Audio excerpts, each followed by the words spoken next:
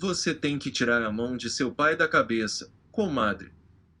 Precisa ir para outra casa de curador, diziam as filhas de Tonha. Depois vieram Crispina e Crispiniana para falar o mesmo. E por último Maria Cabocla, ao passar pela porta da casa velha, onde eu havia me instalado desde que o pai adoeceu. Não dava importância ao que me diziam. Era a crença que meu próprio pai havia ajudado a difundir durante toda a sua vida na fazenda, mas que não fazia mais qualquer sentido para mim. Como poderia tirar a mão de meu pai de minha cabeça? Meu pai se foi e a mão dele também. Nem que quisesse seguir à risca as crenças, ainda assim não tiraria sua mão de mim. Zeca Chapéu Grande era meu pai, guia pela terra e responsável pelo que sou. Seus filhos e filhas de santo seguiram dia após dia procurando casas de jaré conhecidas dos arredores para retirar sua mão de suas cabeças. Temiam estar sentenciados ao passamento. Eu não conseguia temer nada, nem temia as grosserias de Tobias, muito menos Aparecido avançando sobre mim. Não temia os vivos, não temeria os mortos. Chegaram mesmo a chorar à nossa porta dizendo que eu iria morrer. Deixem Belonísia. Se ela não quer, ela não tira. Muito agradecida, mas vão cuidar da vida de vocês, disse Salu mais de uma vez, até que o tempo passou e pareceram esquecer. Se descuidarem, pensei, é capaz de vocês irem antes de mim. Como iria rir se fossem antes de mim? Minha mãe, abatida, passou um longo período sem conseguir ir para a roça. Também começou a beber cachaça, antes mesmo do meio-dia. Era estranho, nunca havia visto minha mãe beber numa festa ou celebração. Comecei a esconder as garrafas de aguardente, mas ela ia à feira e dava um jeito de trazer as escondidas, junto com os mantimentos. Entornava lá os copos, como nunca havia feito, e dormia sentada na cadeira, até roncar. Esquecia a comida no fogo e parecia não sentir mais vontade de interagir com os netos. Nos poucos momentos em que ficava sóbria, pegava algo que havia pertencido ao nosso pai para dizer: olha o que deixou, ou então, ele não conseguiu terminar de fazer isso.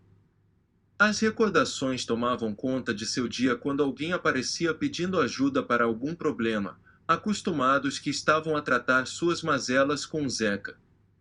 Ela dizia que não poderia ajudar, que não era curadora. Não vou mexer com coisas que não sei, disse a Domingas enquanto abanava a lenha do fogão. Não nasci com o dom. A obra da casa que meu pai havia começado a levantar estava parada e passou meses assim, sem que ninguém se dispusesse a continuar. Não se sentiam autorizados.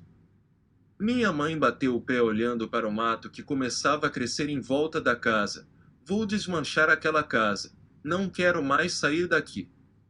Essa casa está se desmanchando, Bibiana relembrou. Talvez fosse melhor terminar a outra para mudar o quanto antes. Minha mãe, que havia perdido qualquer vontade de mudança, fez valer sua vontade. Ninguém mexe. Deixe o tempo tomar conta dela. Quando o sol se prolongou no horizonte trazendo de novo a estiagem, Salu passou um dia enferma na cama, ardendo de febre.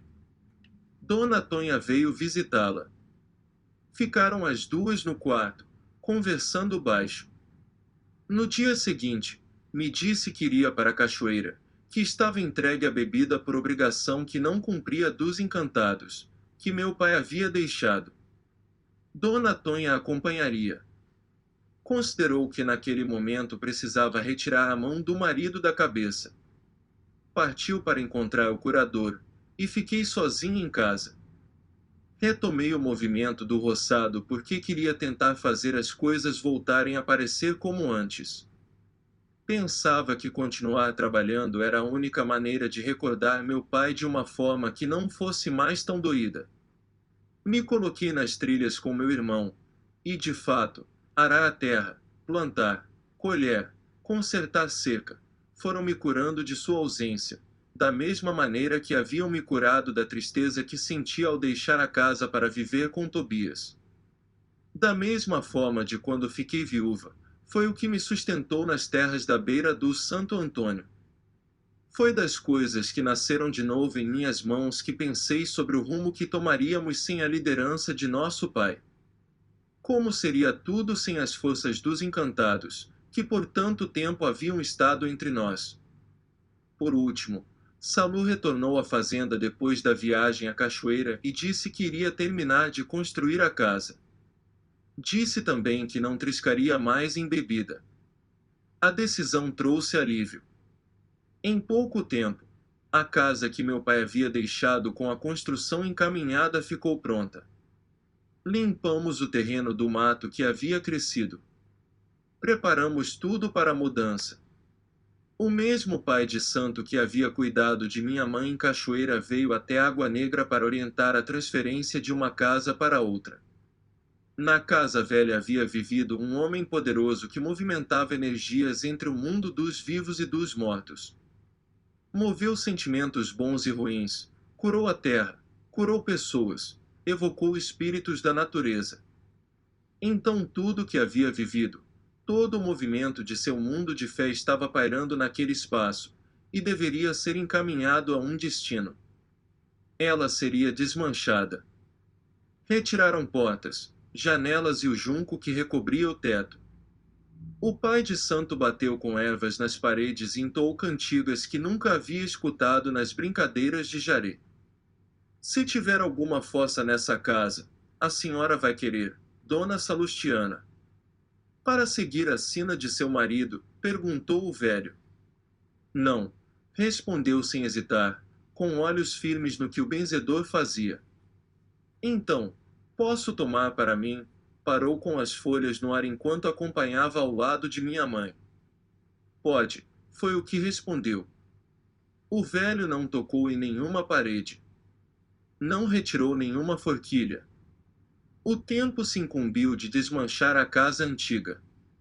Sem abrigar mais nossas vidas, parecia se deteriorar numa urgência própria da natureza que a envolvia. A cada chuva forte uma parede desmoronava, e por fim, o vento completou sua luta. A parede de terra, do barro que era o chão de água negra, voltou a ser terra de novo. Nasceram ervas e flores minúsculas em meio à umidade que surgia com o orvalho e com a chuva que caía quando era da vontade dos santos. Fiquei atenta a tudo o que acontecia, sabia que nada retornaria. Olhei com certo encantamento o tempo caminhando, indomável como um cavalo bravio.